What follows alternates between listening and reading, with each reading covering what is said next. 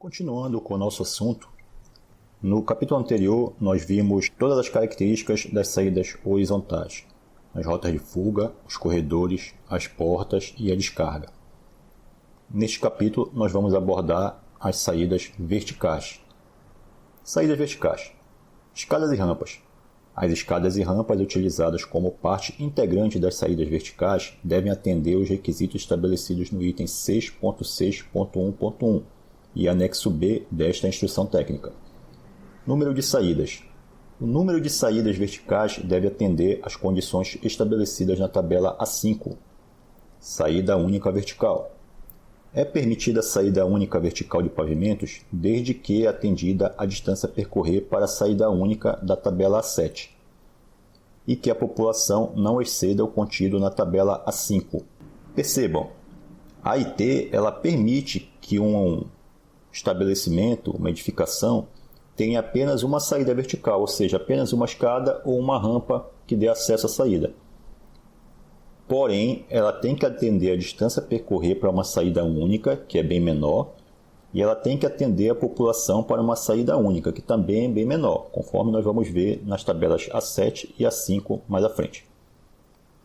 Considera-se que a distância máxima de caminhamento foi atendida se o ocupante atingiu uma área segura, escada ou rampa protegidas ou área externa.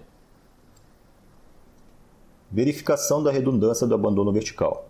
Se uma edificação possui mais de uma saída vertical, deve-se supor que o incêndio pode deixar uma delas indisponível. Neste caso, as demais saídas devem ser capazes de permitir o abandono de todos os ocupantes sem prejuízo no seu fluxo. As saídas verticais devem ser dimensionadas com redundância, considerando sempre que uma delas não estará disponível para uso seguro pelos ocupantes. Excetuam-se da condição anterior as saídas verticais à prova de fumaça, que devem ser consideradas sempre seguras e disponíveis, portanto, não necessitam atender à condição de redundância do parágrafo anterior. Largura das saídas verticais. As larguras das saídas verticais devem atender aos seguintes requisitos: ser proporcionais ao número de pessoas que por elas transitarem, em função da estratégia de abandono escolhida. Ser medida do ponto mais estreito da escada, rampa ou patamar, excluindo-se os corrimãos, mas não os guarda-corpos, que se podem projetar até 10 cm de cada lado sem obrigatoriedade de aumento na sua largura. Essa questão aí que ele chama a atenção é, às vezes você tem uma escada que ela bate 1,20 certinho, que seria o mínimo de largura para uma escada. Porém, o corrimão dela, ele estrangula um pouco essa saída. A AIT, ela admite que ele pode estrangular essa saída até 10 cm de cada lado. Ou seja, ele admite que a saída útil tenha 1 metro de largura. Largura mínima. A largura mínima de saídas verticais deve ser de 1,20 para as situações em geral, 1,65 para o perfil de ocupante D, tabela A1, exceto quando os valores da largura calculada forem superiores, devendo ser, neste caso, observados os valores calculados. Largura para abandono simultâneo. Para obter a largura calculada de saídas verticais para abandono simultâneo, deve-se selecionar o valor de largura por pessoa, de acordo com o perfil de risco, tabela A11, para o piso mais elevado ocupado do edifício e multiplicar esse valor pela população total do edifício. Largura para abandono faseado vertical. Para a obtenção da largura de saídas verticais para abandono faseado, deve-se multiplicar o valor da largura por pessoa, referente ao segundo andar, tabela 11, pela população dos dois pavimentos com maior lotação. A largura total da escada será a somatória das larguras necessárias para abrigar a população desses dois pavimentos, nunca inferior às larguras mínimas definidas para os perfis de ocupantes. Escadas e rampas, generalidades, item 6.6.1.1. Em qualquer edificação, os pavimentos sem saída em nível para o espaço livre exterior devem ser dotados de escadas, enclausuradas ou não, as quais devem ser dotadas de sistema de iluminação de emergência indicando as rotas de saída, pavimento e o piso de descarga e de sinalização de emergência. Ser dotada de sistema de sinalização de emergência indicando as rotas de saída, o pavimento e o piso de descarga. Atender às condições específicas estabelecidas sobre controle de materiais de acabamento e revestimento utilizado nas escadas e rampas. Ser construídas de material estrutural e de compartimentação em combustível. Oferecer resistência ao fogo nos elementos estruturais além da incombustibilidade quando não enclausuradas. Ser dotadas de guarda-corpo em seus lados abertos, conforme o anexo C. Ser dotadas de corrimão em ambos os lados, conforme o anexo C. Atender a todos os pavimentos acima e abaixo da descarga, mas terminando obrigatoriamente no piso de descarga, não podendo ter comunicação direta com o outro lance da mesma prumada, conforme figura 7. Vamos entender o que ele diz aí nesse item H. É importante que quando você tenha uma edificação onde você tem um subsolo, é importante que numa situação de emergência, uma pessoa não venha descendo de um andar superior, acabe passando pela descarga e seguindo para o subsolo, que faria com que ela pudesse ter problema com relação ao incêndio que está ocorrendo. É importante que na hora do desespero a pessoa consiga sair exatamente no andar da descarga, para que ela saia para uma área segura. Então, quando você descer, o acesso ao subsolo ele deve ser isolado do acesso da descarga. Por exemplo, aqui na imagem. Aqui onde eu estou passando o cursor do mouse é o piso de descarga.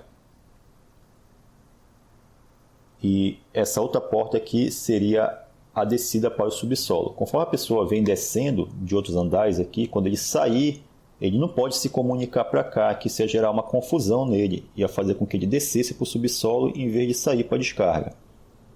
Então é importante esse item aí, não pode haver confusão na rota de fuga dentro da escada. Ter compartimentação horizontal e vertical na parte entre os lanços ascendentes e descendentes em relação ao piso de descarga, exceto para escadas comum tipo NE, onde deve ser acrescida a iluminação de emergência e a sinalização de balizamento, indicando a rota de fuga e a descarga. Ter os pisos em condições antiderrapantes, com no mínimo 0,5 de coeficiente de atrito dinâmico, conforme a NBR 13818, e que permaneçam antiderrapantes com o uso. Essa questão desse coeficiente de atrito aqui, na prática, quase todos os materiais que são utilizados para se fabricar escada, eles obedecem essa situação desse coeficiente de atrito. Aqui é o mero detalhe que a norma coloca para dizer que o piso da escada aí deve ser antiderrapante. Mas não se apeguem muito a isso não, porque a maioria dos materiais eles já garantem que esse piso vai ser antiderrapante, ou seja, já garante esse coeficiente de atrito aí de 0,5, aí como a norma se refere. Quando houver exigência de 2 ou mais escadas enclausuradas de emergência e estas ocuparem a mesma caixa de escada, não será aceita a comunicação entre si, devendo haver compartimentação entre ambas. Quando houver exigência de escada e for utilizado o recurso arquitetônico de construir 2 escadas em um único corpo, estas serão consideradas como uma única escada, quanto aos critérios de acesso, ventilação e iluminação.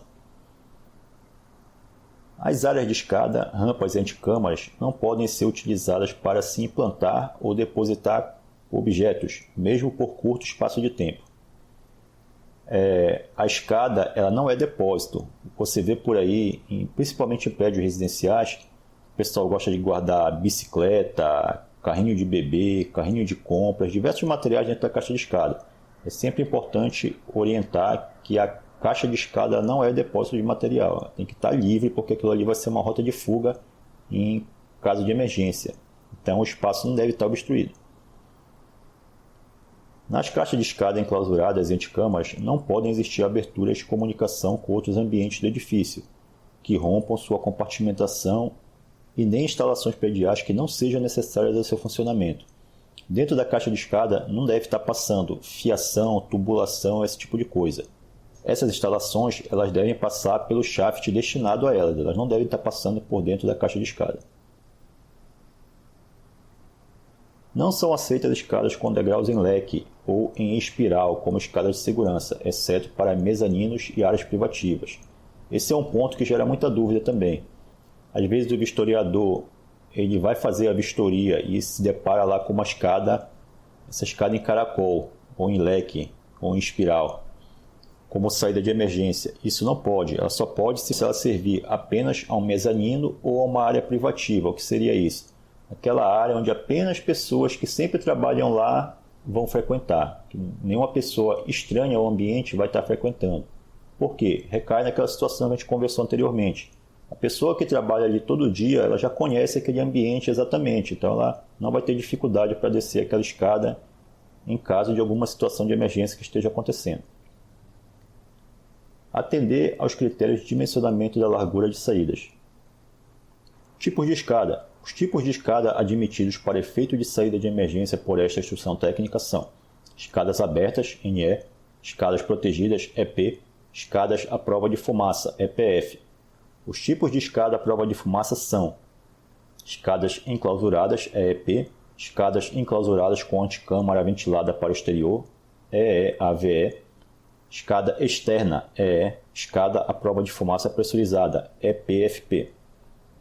A adoção dos diferentes tipos de escada depende do perfil dos ocupantes e da altura da edificação, como apresentado nas tabelas A12 e A13.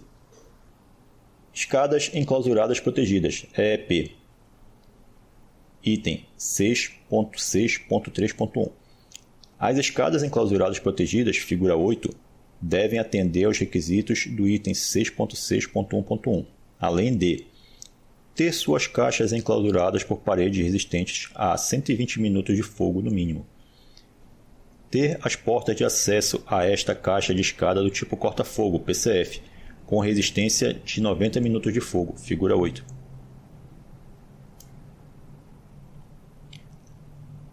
Aqui na figura 8 nós temos a escada enclausurada protegida, EEP. Percebam que é uma escada fechada, com paredes resistentes ao fogo de pelo menos 120 minutos. E a porta de acesso tem que ser uma porta corta-fogo, ou seja, ela resiste ao fogo por no mínimo 90 minutos e ela também é estanque, ela não deixa entrar fumaça nessa escada. E aqui algumas características dela. A abertura e essa faixa aqui para o caso de pessoas com necessidades especiais. Ser dotada em todos os pavimentos, exceto no da descarga, no qual é facultativo, de janelas abrindo para o espaço exterior livre. Prever área de resgate para a pessoa com deficiência. Ser dotada de janela que permita a ventilação em seu término superior, com área mínima de 0,80 m², devendo estar localizada na parede junto ao teto ou no máximo a 20 cm deste, no término da escada. Ser dotada de ventilação inferior, com área de 1,20 m² no mínimo, tendo largura mínima de 0,80 m, devendo ficar junto ao solo da caixa de escada, podendo ser no piso do pavimento térreo ou no patamar intermediário entre o pavimento térreo e o pavimento imediatamente superior, que permita a entrada de ar puro em condições análogas à tomada de ar dos dutos de ventilação. Janelas dos pavimentos das escadas enclausuradas protegidas. As janelas das escadas enclausuradas protegidas devem estar situadas junto ao teto ou no máximo a 20 cm deste, estando o peitoril no mínimo a 1,10 acima do piso do patamar ou degrau adjacente e tendo largura mínima de 0,80, podendo ser aceitas na posição centralizada acima dos lances de degraus, devendo pelo menos uma das faces da janela estar a, no máximo, 20 cm do teto. Ter área de ventilação efetiva de 0,80 m² em cada pavimento, figura 8. Retornando aqui na figura 8, essas características que ele citou se referem a essa tomada de ar aqui. Eu não vou entrar muito nesse detalhe, porque não se preocupem muito com isso, porque geralmente essas escadas elas vão ser encontradas em prédios. E as construtoras que executam as obras desses prédios, elas geralmente já sabem executar essas escadas da forma correta como a norma pede. Então isso é uma coisa que nós não temos muita dificuldade com relação à vistoria. Essa questão de características das escadas, de abertura, de ventilação, geralmente eles conseguem obedecer certinho.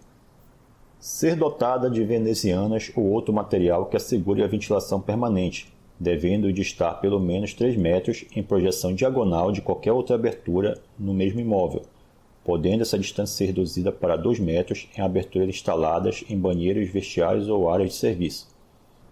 Ter distância de 1,40 m de qualquer outra abertura, desde que esteja no mesmo plano de parede e no mesmo imóvel. Ser construídas em perfil metálico reforçado, sendo vedado o uso de perfis ocos, chapa dobrada, madeira, plástico ou outros. Os caixilhos podem ser do tipo basculante, junto ao teto, sendo vedados os tipos de eixo vertical e maxim-ar. Os caixilhos devem ser fixados na posição aberta.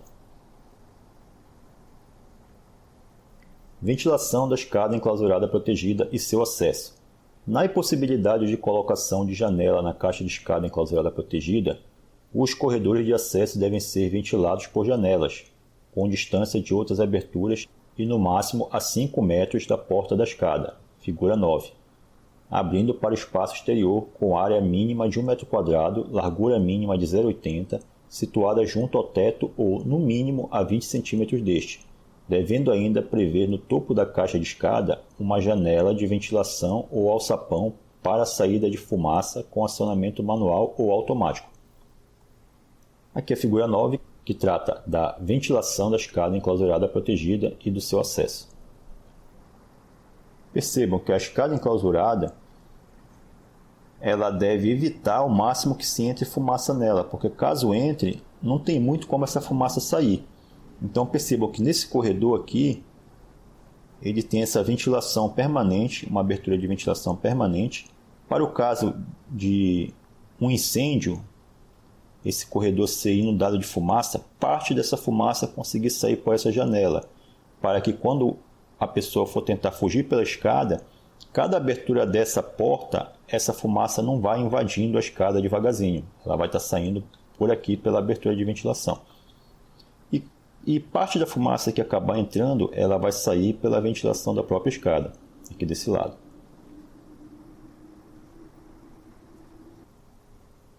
Escada enclausurada com anticâmara ventilada para o exterior. EEAVE. As escadas enclausuradas com anticâmara ventiladas para o exterior devem atender os requisitos estabelecidos no item 6.6.3.1. As anticâmaras devem atender aos seguintes requisitos: ter comprimento mínimo de 1,80 m e atender ao requisito descrito na NBR 9050, quanto ao espaço destinado à área de resgate para pessoas com deficiência. Ter pé direito mínimo de 2,5 m. Ser dotadas de porta corta-fogo na entrada e na comunicação com a escada, com TRRF 30 minutos inferior ao TRRF das paredes na caixa de escada e nunca inferior a 30 minutos, figura 10. Aqui na figura 10 nós vemos as características da escada enclausurada com acesso por anticâmaras ventiladas diretamente. Aqui nós temos a circulação, aqui nós temos o acesso à escada. E a característica dessa escada que diferencia ela da outra é que antes de você acessar a escada, você tem essa anticâmara aqui. Aí então depois você tem uma outra porta corta-fogo para ter acesso propriamente à escada. Com relação a pessoas com alguma deficiência, ela deve ser dotada de um espaço para que essa pessoa entre e fique aguardando alguém que a auxilie a descer as escadas. Então, a principal característica é que antes dela ter acesso à escada, você tem uma antecâmara aqui para impedir que a fumaça acabe entrando nela. Parte da fumaça que teria inundado o corredor, ela vai entrar um pouco aqui na antecâmara e já vai entrar bem menos para a escada a cada acesso de pessoas dentro da escada. Ter distância de no mínimo 3 metros de outras aberturas em projeção horizontal, no mesmo nível ou em nível inferior ao seu ou à divisa do lote, e no mesmo plano de parede. Ter guarda-corpo de material incombustível e não vazado, com altura mínima de 1,30 m.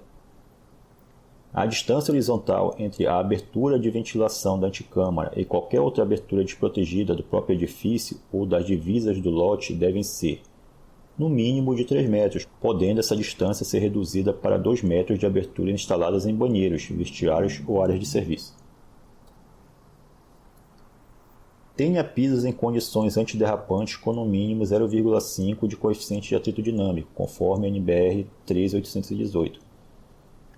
Ventilação através da abertura direta para o exterior com área mínima efetiva de 1,5 m². Percebam que, tirando a questão do acesso por anticâmara para você conseguir chegar à escada, as outras características são praticamente todas iguais à escada anterior. E isso vai se repetir para as demais escadas. Cada uma entra uma característica a mais e o restante é tudo igual às outras. Então acaba ficando bem fácil você relacionar uma escada com a outra. Elas vão diferir em alguma coisinha e o restante todo é igual.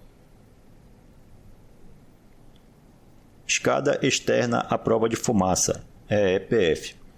As escadas externas à prova de fumaça, figura 11, devem atender os seguintes requisitos: ter seu acesso provido de uma porta corta-fogo com resistência mínima de 90 minutos. Ter raio mínimo de escoamento exigido em função da largura da escada. Toda abertura desprotegida do próprio prédio até a escada deverá ser mantida a uma distância mínima de 3 metros, quando a altura da edificação for inferior ou igual a 12 metros, e de 8 metros quando a altura da edificação for superior a 12 metros. A distância do paramento externo da escada aberta até o limite de outra edificação no mesmo terreno ou limite da propriedade deverá atender aos critérios adotados na IT 02, parte 3.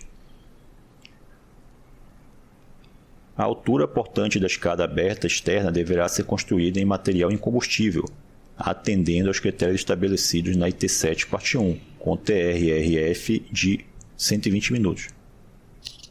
Na existência de shafts, dutos ou outras aberturas verticais que tangenciem a projeção da escada aberta externa, tais aberturas deverão ser delimitadas por paredes estanques, conforme previsto na IT 07, parte 1.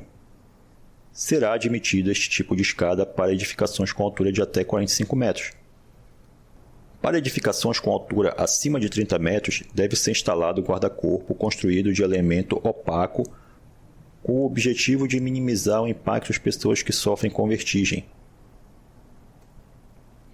Figura 11A. Escada externa à prova de fumaça, EPF.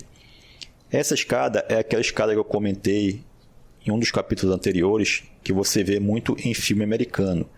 Ela não fica interna ao prédio, ela é uma escada que ela passa na lateral do prédio por fora. Então aqui nós temos a característica dela. Aqui seria um corredor da parte interna do prédio, uma circulação. O acesso à escada é através de uma porta corta-fogo e percebam que ela já fica por fora do prédio.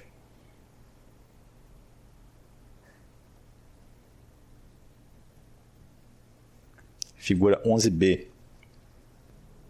Aqui percebam que também é a mesma característica. Tem a circulação do prédio. Aqui o acesso à escada através de porta corta-fogo. E aqui a escada externa propriamente dita. Essa aqui é como se ela estivesse situada na parte interna da fachada do prédio. E essa aqui é como se estivesse situada na fachada externa do prédio. Escada à prova de fumaça pressurizada, EPFP. As escadas à prova de fumaça pressurizadas, EPFP, podem substituir as demais escadas devendo atender a todas as exigências da IT 05, parte 4, ou da NBR 14818. A escada à prova de fumaça pressurizada, ou apenas escada pressurizada, como nós costumamos chamar, é o tipo de escada que você mais vai ver nesses prédios novos. Eu não vou tratar dela porque ela tem muitas peculiaridades e exigir uma matéria para tratar apenas sobre ela. Talvez ela seja abordada no curso de vistoria nível 2. Mas é a escada que você mais vai ver nos prédios novos, porque ela traz muitas vantagens para quem está construindo, apesar dela ser um pouco cara para se implantar, mas depois de implantada, ela acaba se pagando, porque ela ocupa um espaço bem menor do que a escada por duto, porque não tem a área do duto. Então, nós vamos só citar ela, não vamos detalhar.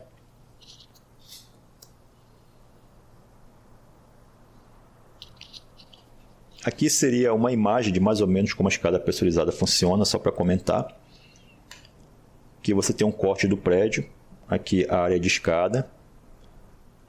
Aí você vai ter uma sala de máquinas aqui dotada de um motor que vai captar ar do exterior da edificação e, em caso de fumaça detectada em um dos andares por esses detectores de fumaça aqui, esse motor vai ligar um ventilador que vai captar ar do ambiente externo e vai insuflar esse ar dentro da escada.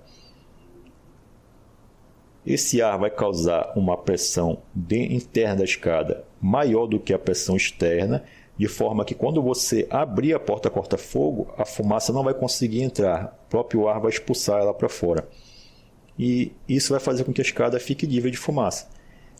Quando essa pressão atinge um valor muito elevado, você tem um damper de saída de pressão aqui em cima. É um processo bem interessante. Fica para ser tratado de forma mais detalhada no curso de vistoria nível 2. Até porque ela depende do sistema de detecção e alarme. São dois sistemas que estão intimamente ligados, o sistema de escada pressurizada e o sistema de detecção e alarme. Sem o sistema de detecção e alarme, a escada pressurizada não funciona. Condições especiais de escada. Escada para mezaninos e áreas privativas. No acesso a mezaninos e áreas privativas de qualquer edificação, podem ser aceitas escadas em leque, em espiral ou de lances retos, desde que a população seja inferior a 20 pessoas e a altura a ser vencida pela escada não seja superior a 3,7 metros. Tenha a largura mínima de 0,80, tenha os pisos em condições antiderrapantes com no mínimo 0,5 de coeficiente de atrito dinâmico conforme a NBR 13818. Seja dotada de corrimãos conforme anexo C, bastando, porém, a instalação em apenas um dos lados nas escadas com largura inferior a 1,20 m. Seja dotada de guarda-corpo em seus lados abertos conforme o anexo C. Atenda ao prescrito no anexo B, dispensando a aplicação da fórmula de Blondel para dimensionamento dos patamares, bastando nas escadas curvas e escadas em leque que os patamares tenham no mínimo 0,80 de comprimento. Chama atenção aqui para o item F. O item F ele se refere à fórmula de Blondel. É uma equação que ela serve para dimensionar o patamar de escadas, a altura do degrau e a largura do degrau.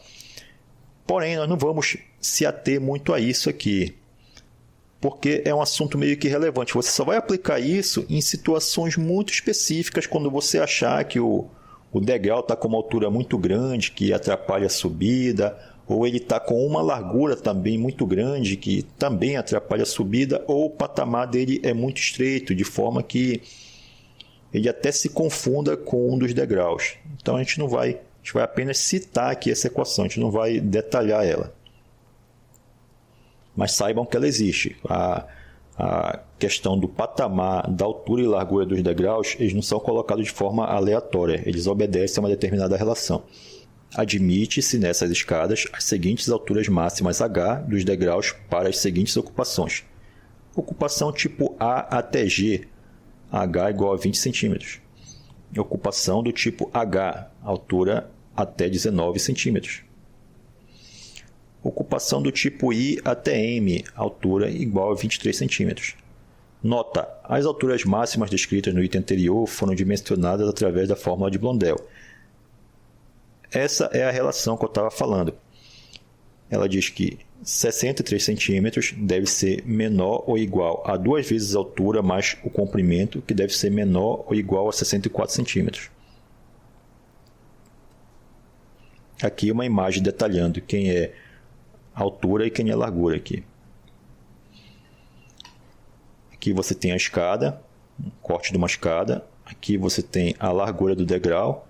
Aqui você tem a altura do degrau. E essa equação ela vai determinar esses valores aí. Aí, a partir dos valores encontrados, você verifica se cabe aqui para cada uma das edificações, de A até G, AH e de I até M. É assim que se aplica essa relação. Escadas em edificações em construção. Em edificações em construção, as escadas devem ser produzidas concomitantemente com a execução da estrutura, permitindo, durante as obras, o alcance dos objetivos desta instrução técnica. O que ele quer dizer aí? Mesmo em prédio em obras, as escadas devem ser construídas junto, conforme vai subindo a estrutura, vai subindo a escada também.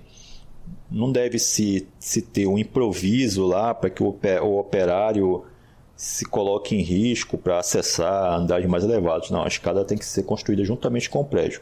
Mas na prática isso acaba acontecendo. Porque o que acontece? A escada é como se fosse a coluna vertebral do edifício. A parte mais resistente do edifício está em torno da escada, porque a escada é toda de concreto. E geralmente ao redor dela está a caixa de elevador, que também é outra caixa de concreto. Então a parte mais resistente de um edifício é a escada e a caixa do elevador. Então é difícil você construir um prédio sem estar subindo com a escada junto com a estrutura, porque a própria estrutura da escada ajuda a sustentar o restante da estrutura do prédio. Obrigatoriedades. Rampas. O uso de rampas é obrigatório nos seguintes casos: para interligar áreas de refúgio em diferentes níveis em edificações onde há ocupantes com perfil de risco à vida D, tabela A3, isto é, requerem cuidados especiais por limitações físicas ou mentais, quando a altura a ser vencida não permitir o dimensionamento equilibrado dos degraus de escada. O dimensionamento das rampas deve atender ao estabelecido na NBR 9050. As rampas devem ser classificadas e utilizadas como rotas de saída, a exemplo das escadas, como protegida, escada à prova de fumaça pressurizada e escada externa, seguindo para isso as condições específicas de cada uma delas. Elevadores de emergência. É obrigatória a instalação de elevadores de emergência nas edificações onde tem ocupante com perfil de risco C, tabela A3, com altura superior a 80 metros e nas edificações com ocupantes com os demais perfis com altura superior a 60 metros. Nota: edificações elevadas em que não haja ocupação permanente estão dispensadas desta exigência. Em edificações onde tem ocupante com perfil de risco D, tabela A3, sempre que ultrapassar 12 metros. Enquanto não houver norma brasileira específica referente a elevadores de emergência, eles podem atender a normas internacionais reconhecidas, além de atender às seguintes condições: ter sua caixa com TRRF de 120 minutos, independente dos elevadores de uso comum. Ter seu acesso protegido do calor e fumaça por antecâmara com ventilação direta pelo exterior ou pressurizada. Ter circuito de alimentação de energia elétrica com chave própria, independente da chave geral do edifício, possuindo este circuito chave reversível no piso de descarga, que possibilite que ele seja ligado a um gerador externo na falta de energia elétrica na rede pública. Estar ligado a um motogerador de emergência. Ter caixas de corrida, poço e casas de máquina enclausurada e totalmente isoladas das caixas de corrida e casas de máquina dos demais elevadores.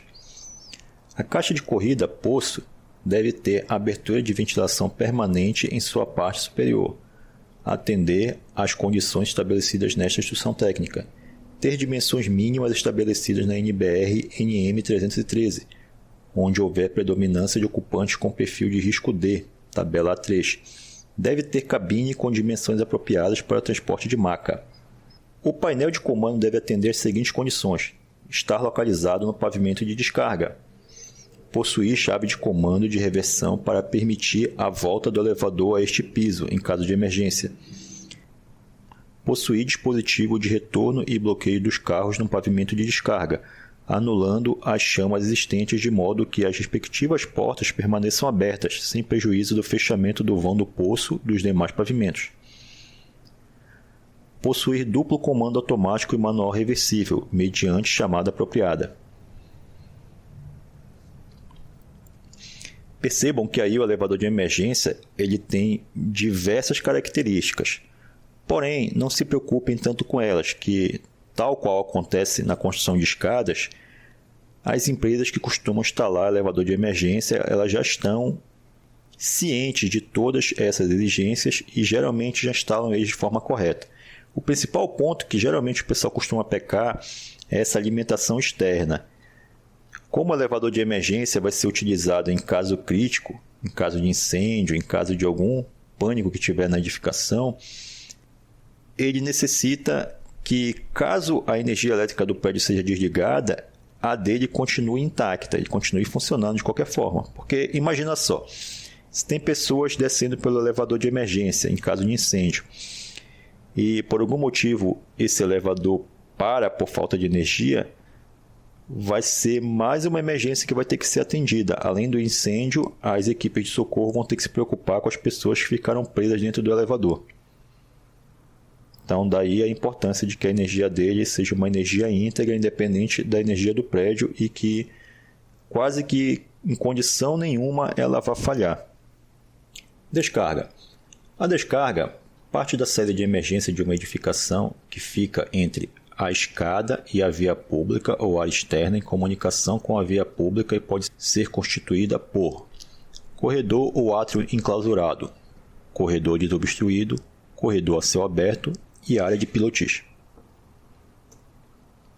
O percurso de descarga deve obedecer a distâncias máximas de caminhamento e às larguras mínimas previstas nesta instrução técnica, e deve ser mantido livre, sem obstáculos, sendo admitidos nesse percurso usos como saguão, portaria, recepção e sala de espera, sem a necessidade de compartimentação ou outro tipo de proteção que isole a atividade de risco de incêndio. Corredor ou átrio enclausurado poderá ser utilizado para atendimento das distâncias máximas a serem percorridas e deve seguir as seguintes características: ter paredes resistentes ao fogo por tempo equivalente ao das paredes das escadas a que lhe conduzirem, conforme previsto na IT 07, parte 1. Ter pisos de paredes revestidos com materiais que atendam às condições da IT 02, parte 2. Ter porta corta-fogo com resistência de 90 minutos de fogo. Quando a escada for à prova de fumaça, EPF, ou quando a escada for enclausurada protegida, isolando-o de todo o compartimento, tais como apartamentos, salas de medidores, restaurantes e outros. Admite-se que a descarga seja feita por meio de corredor, saguão ou hall térreo não enclausurado, desde que entre o seu final e a fachada ou projeção da edificação mantenha-se espaço livre sem obstáculos para acesso ao exterior da edificação, com dimensões exigidas no item 6.6.9.6, sendo a distância máxima a ser percorrida a constante na tabela A7 para os referidos perfis de risco. A área em pilotis que servir como descarga deve não ser utilizada como estacionamento de veículos de qualquer natureza, sendo, quando necessário, dotada de divisores físicos que impeçam tal utilização. Ser mantida livre e desimpedida, não podendo ser utilizada como depósito de qualquer natureza.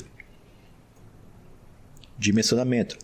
No dimensionamento da descarga devem ser considerados todos os elementos de circulação horizontais e verticais que para ela convergirem.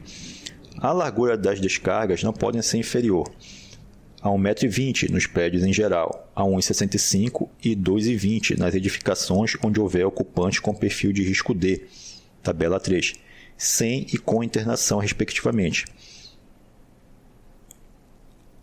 A largura calculada conforme item 6.4.7, considerando-se essa largura para cada segmento de descarga entre saídas de escadas, figura 12, não sendo necessário que a descarga tenha em toda a sua extensão a soma da largura das escadas que a ela concorrem.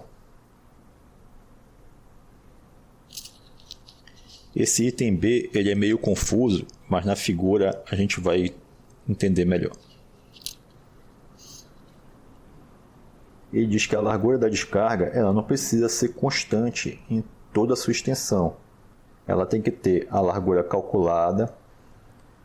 Porém, quando eu tenho duas escadas, em que esse corredor mais largo leva logo a uma e depois eu tenho que chegar em outra, o corredor que leva a outra ele pode ser mais estreito, ser da largura da própria escada. Ou seja, se aqui tem, por exemplo, 1,65, eu acesso a escada aqui, que tem 1,20, e se na outra escada também tem 1,20, o corredor que leva até ela, ele pode ter 1,20 também. Esse caso é meio difícil de encontrar por aí, mas saibam que ele existe. Outros ambientes com acesso. Saídas de galerias comerciais, galerias de lojas. No nível do piso de descarga, podem estar ligadas à descarga dos pisos superiores, desde que essa ligação seja feita por meio de anticâmara com ventilação direta para o exterior. Sistemas complementares. Iluminação de emergência. As rotas de saída devem ter iluminação em nível suficiente e devem estar em conformidade com a IT 05, parte 2. Mesmo nos casos de edificações destinadas a uso unicamente diurno, é indispensável a iluminação artificial noturna. Todo elemento de circulação deve ser dotado de sistema de iluminação de emergência e deverá obedecer os seguintes itens. A iluminação de emergência deve ser executada obedecendo-se a IT 05, parte 2. As luminárias de emergência localizadas acima das portas de saída, intermediárias e finais, em ambientes fechados com lotação superior a 50 pessoas para os locais de reunião de público e devem ser do tipo balizamento, mantendo-se permanentemente acesa durante a utilização do ambiente em funcionamento normal e em emergência, e do tipo aclaramento para a situação de falta de energia. Sinalização das saídas de emergência. Toda a circulação deve ser provida de sinalização de emergência e deverá obedecer os seguintes itens. A sinalização deve ser executada conforme a IT 05, parte 3. Na entrada e de forma visível dos locais de reunião de público, deve haver uma placa indicativa de capacidade máxima de público admitida. Sistema de alarme de incêndio. Deve possuir sistema de alarme em conformidade com a IT 04 toda a edificação com perfil de risco à vida E, D, C2, C3, B, A3 e A4 para a população acima de 50 pessoas e perfil A1, A2, CI1, CI2, CI3 para a população acima de 100 pessoas. Sempre que exigido o sistema de alarme para os locais com perfil de risco D, CII e CIII, será exigido o sistema de detecção. Estratégia de abandono. Para abandono simultâneo, será exigido o acionamento de alarme geral, podendo ocorrer um retardo para a verificação dos sinais de alerta, nunca superior a 2 minutos, se houver procedimento de inspeção e checagem. Para o abandono faseado e vertical, o sistema de alarme de incêndio deverá ser programado para atender à sequência de abandono estabelecida no plano de abandono, IT 08, parte 3. Os ganhos de distância de caminhamento para os perfis de risco B, tabela A7, somente serão permitidos se o sistema de alarme incluir um sistema de comunicação de emergência por voz. Percebam, esses sistemas de iluminação, sinalização e alarme de incêndio eu apenas citei, porque como eles são de outras instruções técnicas, o sistema de iluminação e sinalização vocês já viram em outra disciplina, e o sistema de alarme de incêndio provavelmente ficará para o curso de vistoria nível 2. Mas saibam que eles fazem parte também do sistema de saída de emergência, eles auxiliam o sistema de saída de emergência. Como eu disse anteriormente, as instruções técnicas elas estão todas interligadas, elas só têm essa separação por capítulos para que fique mais fácil de ser estudado e ser entendido, mas na prática, na edificação em si, esses sistemas eles estão todos interligados. Aqui nós terminamos a terceira parte do assunto de saída de emergência. No próximo vídeo nós veremos apenas o dimensionamento propriamente dito, como a gente vai fazer para chegar a valores de saída de emergência que atendam a uma determinada população para uma determinada edificação. Em caso de dúvidas, estou à disposição nos canais fornecidos pelo curso. Bons estudos a todos.